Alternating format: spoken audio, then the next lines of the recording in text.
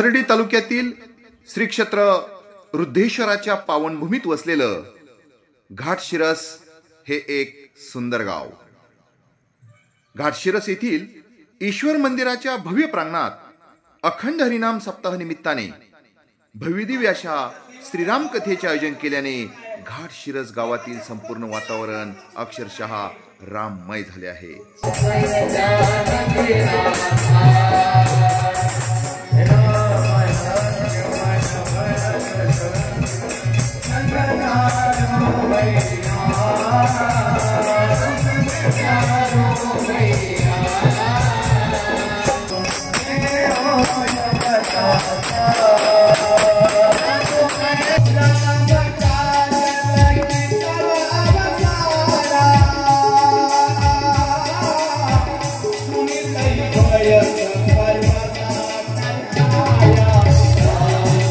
महाराष्ट्रातील वारकरी संप्रदायाचे भूषण रामायणाचार्य हरिभक्त परायण गणेश महाराज कुदळे यांच्या सुश्राव्य वाणीतून ही श्रीराम कथा घाटशिरस येथे सुरू असून या कथेतील रावणाने केलेले सीताहरण पाहताना अनेकांच्या काळजाचा अक्षरशः ठोकाच चुकला.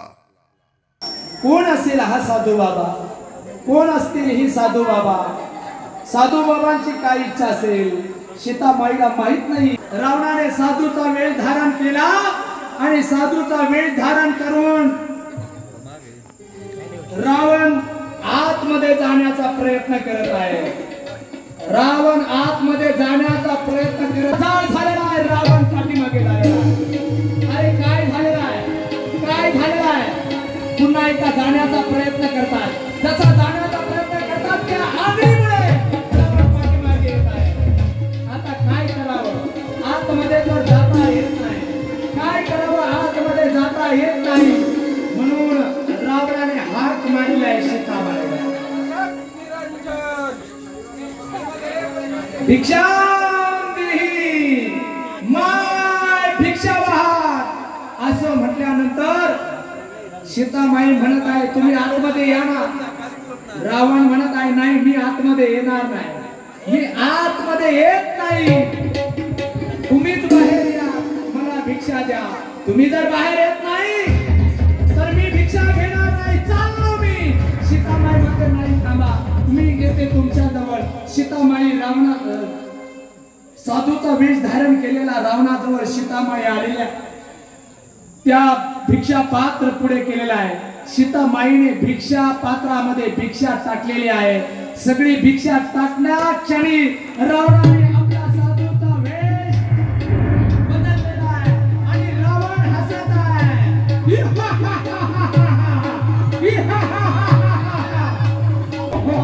सीतेला धरलेला आहे. सीते तुला सांगितलं होतं एक दिवस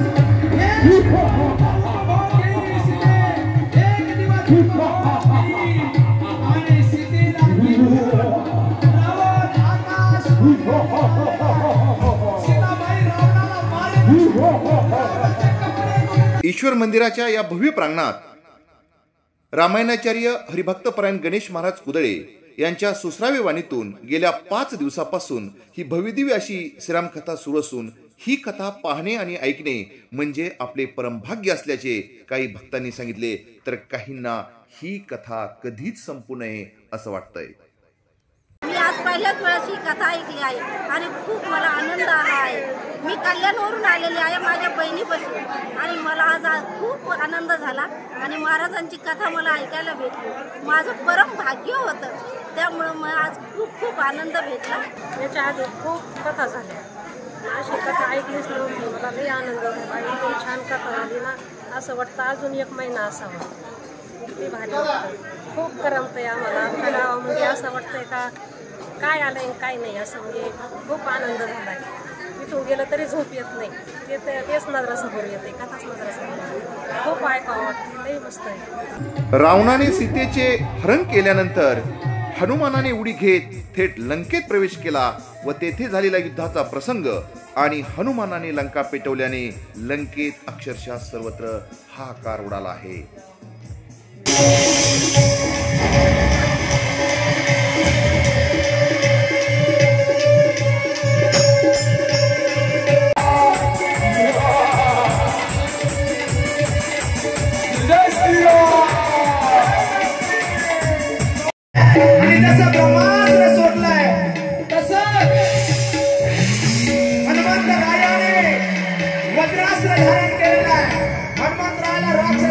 बांधलेला आहे.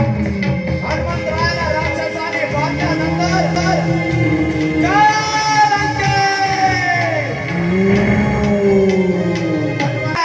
आणि राक्षस पाटे वडीत वडीत चालला. हनुमंतरायाने झटका दिला.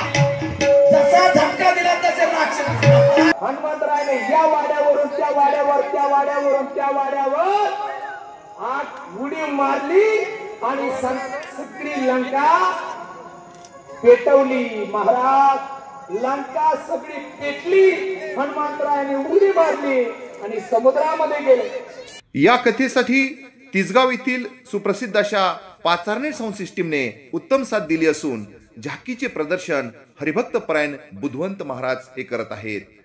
महाराष्ट्रातील प्रसिद्ध गायिका हरिभक्त परायण अनुजा कुदळे, हरिभक्त परायण गणेश महाराज पवार, सिनसायझर ईश्वर महाराज देशमुख, तबला वादक म्हणून ऋषिराज महाराज देशमुख, ऑक्टोपॅड वादक जयानंद महाराज आव्हाड, सरगम कुदळे यांनी उत्तम वाद्यवृंदांची साथ देत या कथेची रंगत अधिकच वाढवली आहे.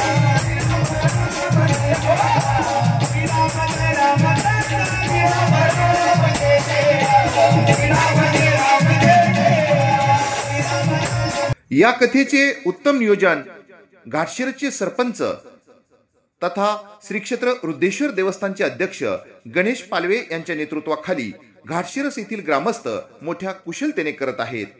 काही भक्तांनी तर आपल्या आयुष्यात आपण पहिल्यांदाच एवढी सुंदर कथा ऐकली असल्याचे या प्रसंगी सांगितले. खूपच छान वाटले ऐकायला. आम्ही एकही दिवस न चुकता 7 दिवस कथा ऐकली आणि म्हणजे इतका जनतेचा उत्स्फूर्त प्रतिसाद होता. असा महाराजाचं गायन वादन आणि त्यांची सोपी भाषा त्यांनी आम्हाला मंत्रमुग्ध करून टाकलं. असं वाटलं की आम्ही आयोजित करतो. आम्हाला लई आवडली कथा. असे महाराज आमचे असे होणारच नाही. आमच्या गावामध्ये इतकी कथा भारी केली, त्यांनी इतकी शोभा आणली, आवृत्त्या केली त्यांनी. आम्हाला दुसरं काहीच नव्हतं लागत, आवृत्त्याच लागत होती. सिरसमध्ये आतापर्यंत खूप कथा झाल्या. माझ्या लग्नाला 30 वर्ष झाले, तेव्हापासून मी कथा ऐकते, पण अशी कथा मी अजून ऐकली नव्हती. ही कथा आहे म्हणजे अशी झाली की आम्हाला असं वाटतं की ही अयोध्यात झालेली आहे. आम्ही अयोध्यात येत का घाटशिरसमध्ये आहे हे आम्हालाच कळत नाहीये. इतकी छान सुंदर कथा आम्ही कधीच ऐकली नव्हती. रावणाने केलेले सीताहरण, हनुमानाने केलेले लंका दहन, त्यामुळे लंकेत झालेला हाकार आणि अयोध्येसह लंकेत सुरू असलेला राम नामाचा जयघोष यामुळे घाटशिरस गावाला अक्षरशः अयोध्येचे स्वरूप आले आहे. जिंदगी न्यूज नेटवर्क, त्रिभुवनवाडी, पाथर्डी.